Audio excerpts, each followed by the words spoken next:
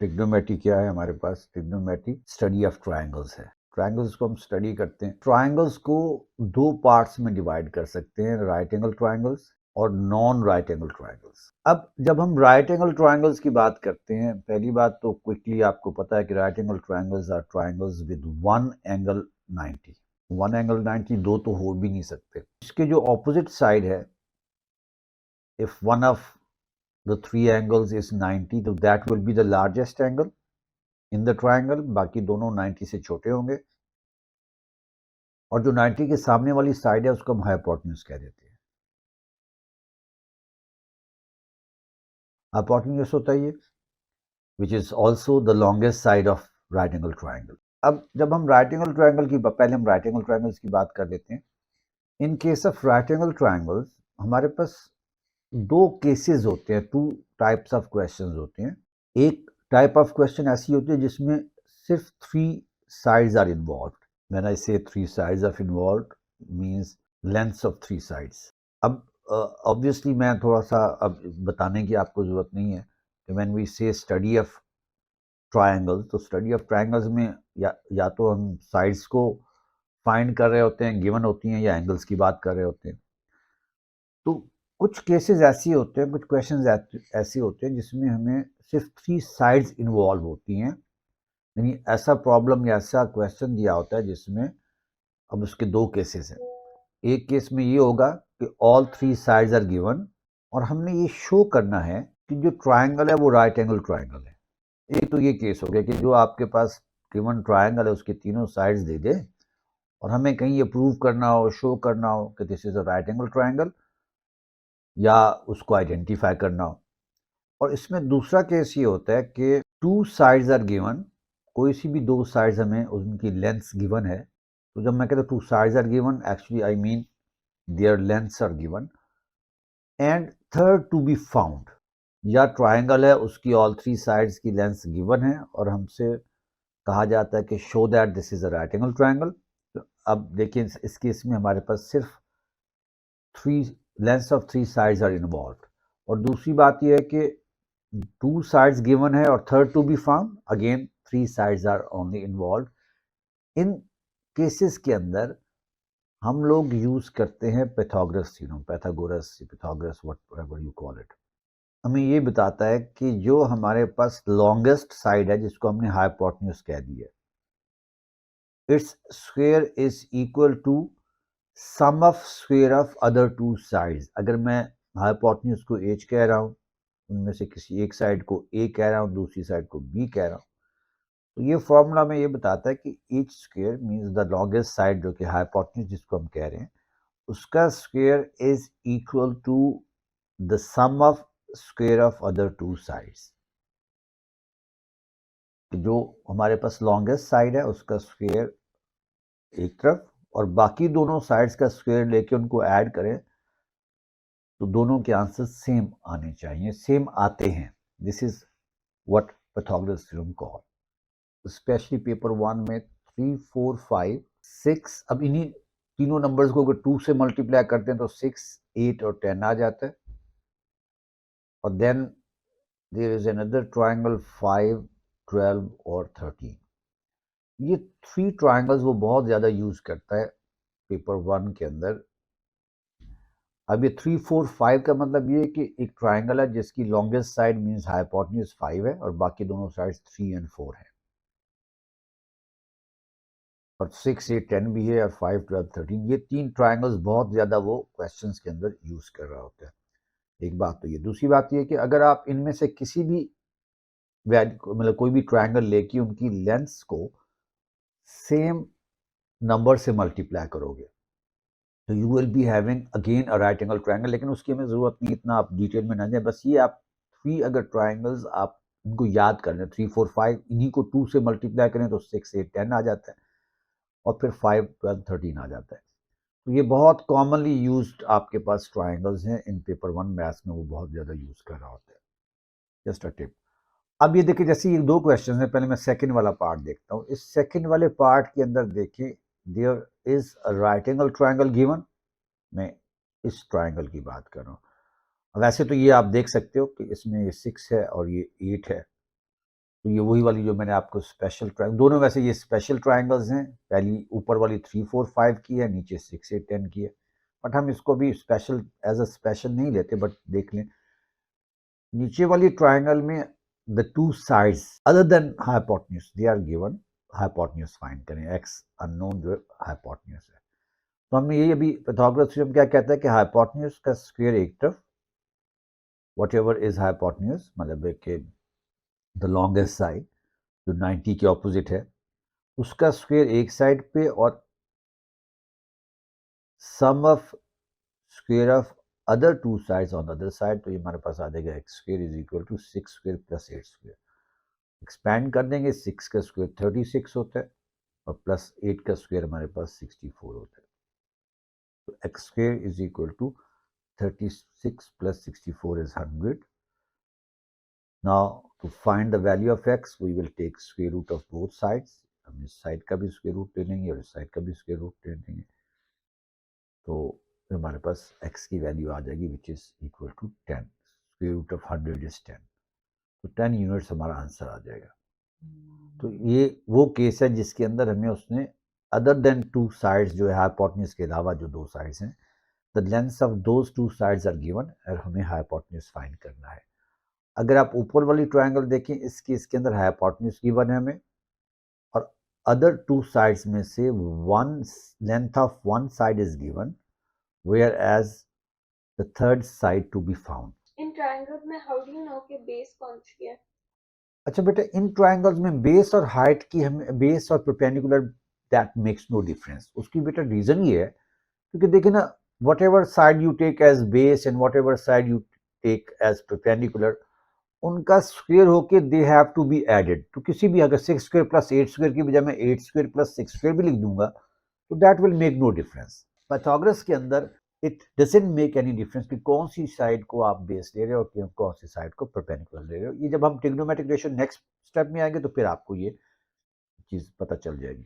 Is it clear? उसमें फिर हमें जरूरत पड़ती है, वो मैं भी एक्सप्लेन करता हूँ मैं, क्योंकि बहुत बेसिक से करवा रहा हूँ, क्योंकि आपने कहा था कि बहुत बेसिक से करवा, कुछ लोगों के लिए बोरिंग हो सकता है बट इंशाल्लाह उनको भी हेल्प होगी। अच्छा बेटा, अब सेकंड वाले केस में हम तो वही रिलेशन बना लेंगे, हमें पता है कि हाइपोटेन्यूज का स्क्वायर एक तरफ होता है, तो वो बल्कि मैं इसमें यूं कर देता हूँ कि एक्स स्क्वायर पहले लिख देता हूँ एंड देन प्लस 4 स्क्वायर, ये है sum of square of the sides other than hypotenuse और that should be equal to the hypotenuse square.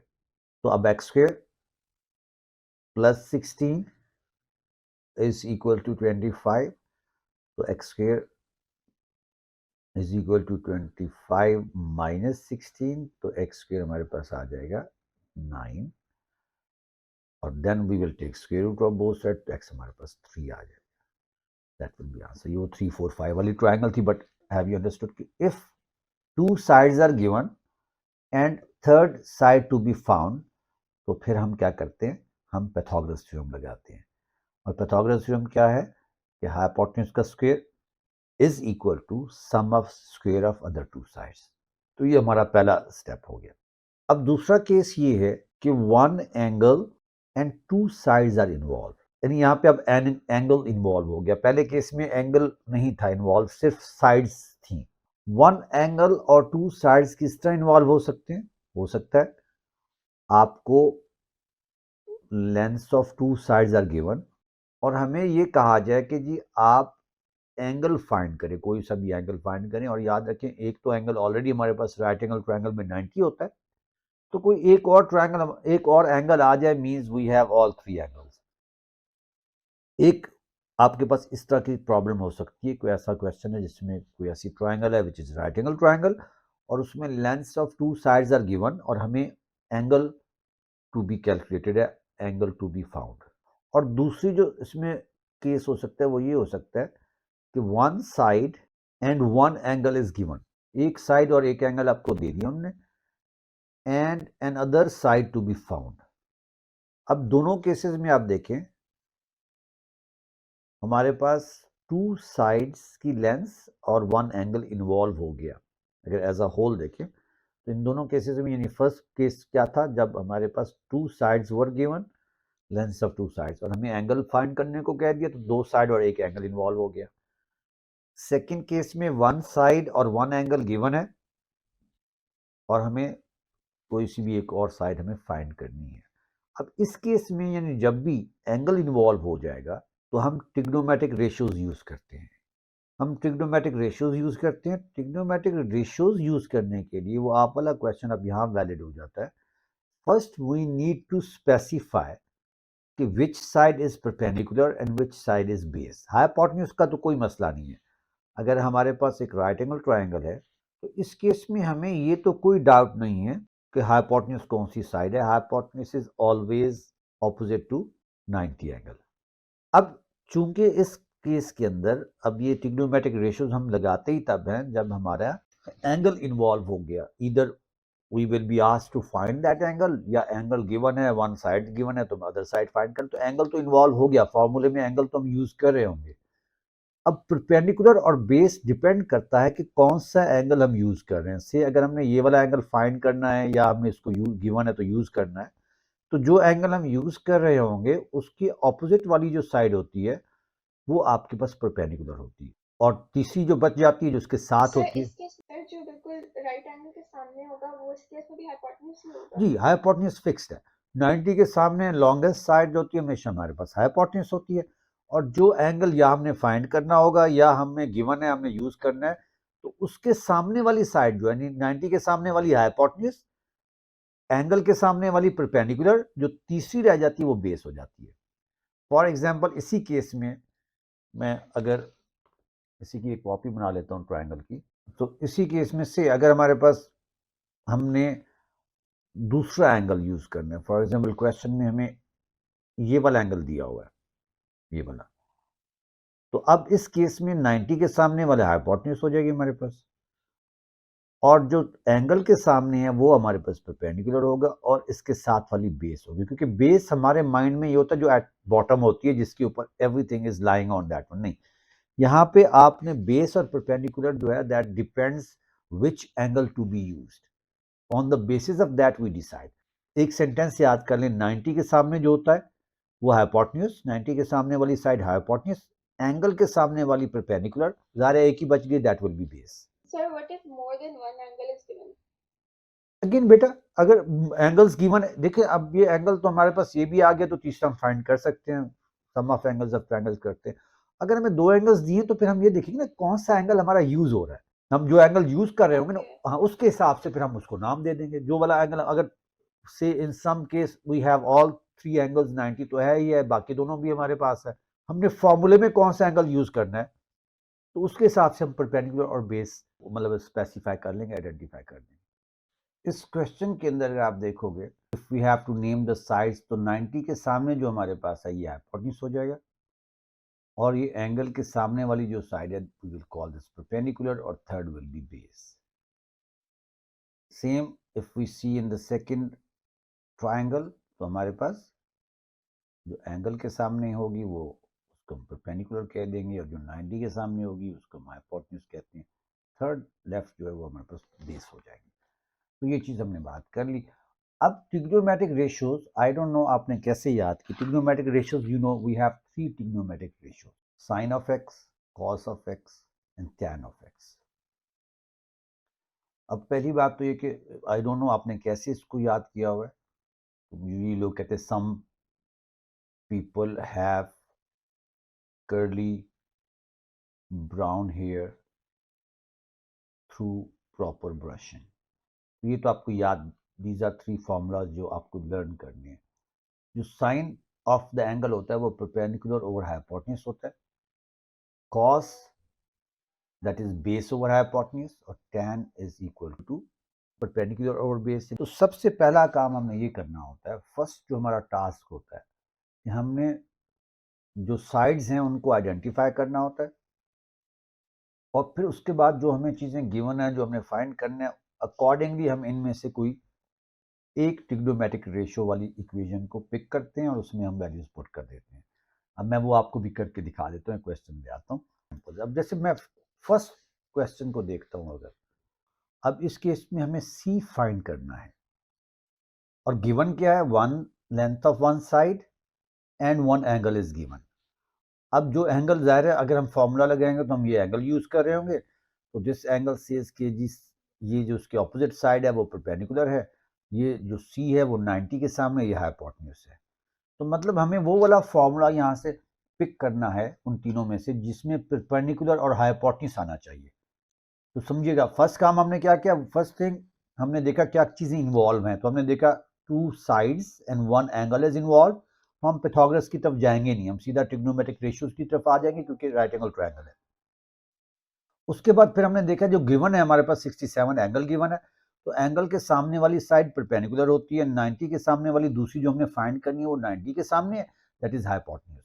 तो हमने देख लिया हमारे पास परपेंडिकुलर हाइपोटेन्यूज वाला फार्मूला हमें चाहिए। तो फिर हम उन तीनों में से, बेशक आप ये उस वक्त अगर आपको याद ना हो, प्रैक्टिस करें वैसे याद हो जाएगा, तो आप S P over H C इस तरह शॉर्ट लिख के बेशक कोने पे लिख लें। अब यहाँ से हमें परपेंडिकुलर और हाइपोटेन्यूज चाहिए, तो हमें सबसे पहले वाला चाहिए होगा साइन वाला। तो इसका मतलब अब फॉर्मूला क्या बन गया, साइन। अब साइन के साथ तो हमेशा एंगल ही आएगा, 67 आ गया हमारे पास, इज इक्वल टू, तो सम पीपल हैव होता है तो परपेंडिकुलर ऊपर आता है तो ये 8 आ जाएगा ओवर, और नीचे हमारे पास आ जाएगा हाइपोटेन्यूज विच इज सी। अब ये हमारे पास एक इक्वेशन बन गई। आगे हम अलजेब्रा करेंगे जैसे करते, सी को मैं राइट पे जाके, राइट पे वो डिवाइड हो रहा है तो मैं इसको लेफ्ट पे ले जाऊंगा तो वहां जाके मल्टीप्लाई हो जाएगा, तो सी मेरे पास आ जाएगा 8 ओवर, अब साइन 67 वहां जाके उधर डिवाइड हो जाएगा, साइन 67। अब उसके बाद हमने सिंपली कैलकुलेटर उठाना है और कैलकुलेटर से इसकी वैल्यूज फाइंड कर लेनी है। तो वो क्या होगी वैल्यू, कि हम करेंगे 8 डिवाइडेड बाय साइन 67, तो वो हमारे पास आ गया 8.69। तो हमारा आंसर आ जाएगा 8.69। जब हमें 3 सिग्निफिकेंट फिगर में आंसर देना होता है तो ये आ रहा है 8.69088, 8.69 हम सर आंसर इसका देंगे। इसका दूसरी साइड पे जाके साइन चेंज क्यों नहीं हुआ है? क्योंकि बेटा हमने, क्योंकि ये प्लस माइनस नहीं हो रहा था ना, क्योंकि ये मल्टीप्लाई हुआ तो वहां जाके डिवाइड हो गया, यहाँ डिवाइड हो रहा है वहां जाके मल्टीप्लाई हो गया। हाँ, हाँ, तो हमने, क्योंकि वो वाला ऑपरेशन हो गया ना, डिवीजन हैज बिकम मल्टीप्लिकेशन और मल्टीप्लिकेशन हैज बिकम डिवीजन, तो वो अगर प्लस माइनस होता तब हम ऐसा कर लेते। अगर अब हम सेकंड वाले में आ जाते हैं, मतलब 8 क्वेश्चन जहाँ लिखा हुआ है उसके राइट पे, अब अगेन यहाँ पे हम देखें तो हमारे पास यहाँ 90 के सामने वाली साइड गिवन है, अगेन एक एंगल गिवन है, तो एंगल अब जो है एंगल के सामने, ये तो हाइपोटेन्यूज हो गया हमारे पास, और जो 79 के सामने वाली साइड है वो परपेंडिकुलर होगी एंगल के सामने, तीसरी हमारे पास बेस आ गई। तो हमने यहाँ से डिसाइड कर लिया। अब हमें परपेंडिकुलर तो नहीं चाहिए यहाँ पे, क्योंकि हमें के फाइंड करना है विच इज बेस। तो इस मतलब इस केस में हमें वो ट्रिग्नोमेट्रिक रेशियो चाहिए जिसके अंदर बेस और हाइपोटेन्यूज इन्वॉल्व है, तो वो होती है कॉस। तो हम कह देंगे कि बेस ओवर हाइपोटेन्यूज, बेस हमारे पास के है ओवर हाइपोटेन्यूज 15 है, is equal to cos of 79 हो जाएगा। तो इस केस में 15 को हम लेफ्ट से राइट पे शिफ्ट कर देंगे तो k is equal to 15 times cos 79 हो जाएगा। और फिर अगेन हम ये कैलकुलेटर यूज करेंगे, and that is 15 multiply by cos of 79, तो वो हमारे पास आ गया 2.86 आ रहा है आंसर इसका। तो 2.8862 है, तो हम 3 सिग्निफिकेंट फिगर्स में लेते हैं 86 से, और इसका यूनिट mm हो जाएगा मिलीमीटर में, क्योंकि the given value is in millimetre. और ये जो नीचे इधर डी वाला पार्ट है, मतलब जिसमें डी फाइंड करना है, वो भी सेम इसी तरह है, उसके अंदर भी मैं अब इसको डिटेल में नहीं जाता क्योंकि हाइपोटेन्यूज गिवन है। आई होप कि आपको ये भी कॉन्सेप्ट समझ में आ गया होगा कि अगर आप में, अब मैं एक ऐसा कोई क्वेश्चन ले आता हूँ जिसमें दोनों साइड्स गिवन है और हमें एंगल फाइंड करना है, इसमें आप देख लें इन ऑल दीज केसेस। अब थर्ड वाला भी आप देखें, हाँ बल्कि ये जो लास्ट वाला जिसपे 9 जो लेबल हुआ है, इसके अंदर अगर आप देखें तो इसमें यू कैन सी हमें एक तो 33 के सामने वाला साइड दी हुई है विच इज परपेंडिकुलर, क्योंकि हाइपोटेन्यूज हमें जरूरत नहीं है यहाँ पे, hypotenuse is not given, not involve. तो दूसरा हमारे पास बेस इन्वॉल्व है, तो यहाँ हम tan लगा लेंगे। tan क्या होता है, परपेंडिकुलर ओवर बेस, यानी थ्रू प्रॉपर ब्रशिंग। तो हम कहेंगे परपेंडिकुलर ओवर बेस इज 25, तो इज इक्वल टू tan 33। तो यहाँ से हमारे पास जो m होगा, m will be equal to 25 times tan 33। तो इस केस में हम अगेन वही कैलकुलेटर यूज कर लेंगे, 25 मल्टीप्लाई बाय tan 33, तो ये हमारे पास आंसर आ रहा है 16.235 है, तो 16.2 हो गया correct to 3 significant figure, 16.2 metres answer आ जाएगा हमारे पास। अब मैं एक ऐसा क्वेश्चन ले आता हूँ जिसमें अगेन राइट एंगल ट्रायंगल है, two sides are given and angle to be found. अब देखिए इस क्वेश्चन के अंदर if you see we are given length of two sides, हमारे पास दो साइड्स गिवन है, उसमें से एक साइड ये 7 सेंटीमीटर, अब ऑब्वियसली 90 वाली साइड नहीं है हमारे पास, हमने z फाइंड करना है, z means this is the angle is to be found. तो जो एंगल हमने फाइंड करना है ऑब्वियसली फार्मूले में वही पुट करेंगे, तो इसके सामने वाली जो साइड है दैट इज कॉल्ड परपेंडिकुलर, और उसके साथ वाली क्योंकि हाइपोटेन्यूज 90 के सामने वाले वो तो यहाँ पे इन्वॉल्व नहीं हो रहा अगेन, तो ये बेस हो जाएगी। इन दिस केस जब भी हाइपोटेन्यूज इन्वॉल्व ना हो तो समझने आपका tan ही लग रहा होता है, कॉमन सेंस की बात भी। उन तीनों ट्रिग्नोमेट्रिक रेशियोज में से हमें वो वाला चाहिए जिसमें बेस और परपेंडिकुलर है, तो थ्रू प्रॉपर ब्रशिंग तो tan लग जाएगा, तो tan z proper brushing means perpendicular over base, perpendicular को वैसे ऑपोजिट और बेस को एडजेसेंट भी बोलते हैं, तो दैट इज ऑब्वियस। इस केस में बेटा यहाँ पे tan ये हमें कह रहा है कि tan z is equal to 24/7। अब यहाँ पे हमने इस फंक्शन को ब्रेक करना है, I mean we have to, ये एक सिंगल एंटिटी है, ये एक फंक्शन है, ट्रिग्नोमेट्रिक फंक्शन ये है ना, तो z is the input value, ये अलजेब्रा नहीं है कि tan z से मल्टीप्लाई हो रहा है, ऐसा नहीं होता, ये एक प्रोसेस है, एक फंक्शन है कि हम what ever the value will be of the angle, यानी z एंगल की जो भी वैल्यू होगी वो that will be the input value of this function, हम कैलकुलेटर यूज करके tan का वो एंगल इनपुट डाल देते हैं, तो हमें कैलकुलेटर उसका आंसर देता है। यहाँ पे 24/7 वो आ चुका हमारे पास। अब हम उलट जा रहे हैं, हमारे पास वैल्यू आ गई आंसर की और हमें एंगल फाइंड करना है कि वो एंगल क्या था जिसका tan अगर निकाला हुआ होगा तो 24/7 आया होगा। तो इस केस में जब भी किसी ट्रिग्नोमेट्रिक फंक्शन को आप ब्रेक करते हैं, मीन्स उसमें से tan, sin या cos को हम सेपरेट करते हैं, तो दूसरी तरफ जाके उसका इन्वर्स जाके इन्वर्स बन जाता है, यानी that z will be equal to tan inverse 24/7। अब इस केस में हम फिर कैलकुलेटर यूज कर लेंगे, उसमें हम पहले शिफ्ट दबाएंगे जो कि tan को tan इनवर्स बना देगा, और मैं आपसे रिकमेंड करूंगा ब्रैकेट में डालिएगा 20, आगे ब्रैकेट डालें 24/7। उसकी रीजन ये है कि हो सकता है कुछ कैलकुलेटर्स अगर आप tan इनवर्स में ब्रैकेट ना डालें, वो tan इनवर्स 24 का निकाल लें और आंसर को 7 से डिवाइड कर लें, हालांकि हमें 24/7 वाली वैल्यू पहले फाइंड करनी है फिर उसका इनवर्स फाइंड करना है। तो शिफ्ट tan ब्रैकेट 24/7, या आप ये भी कर सकते हो कि पहले 24/7 कर लें, जो आंसर आता है तो फिर आप उसको रहने दें वहां कैलकुलेटर के ऊपर, शिफ्ट tan दबाएं तो tan इनवर्स आ जाएगा, एंस दबाएंगे तो वो वाली वैल्यू वो खुद उठा लेगा और आपको आंसर दे देगा। इसकी थोड़ी सी प्रैक्टिस जरूर कर लिया करें ताकि एग्जाम में आपसे मिस्टेक्स ना हो। तो जब हम इसको इक्वल टू करेंगे तो हमारे पास 73.7 आ गया, correct to 1 decimal place, angles हमने 1 डेसिमल प्लेस तक देने हैं।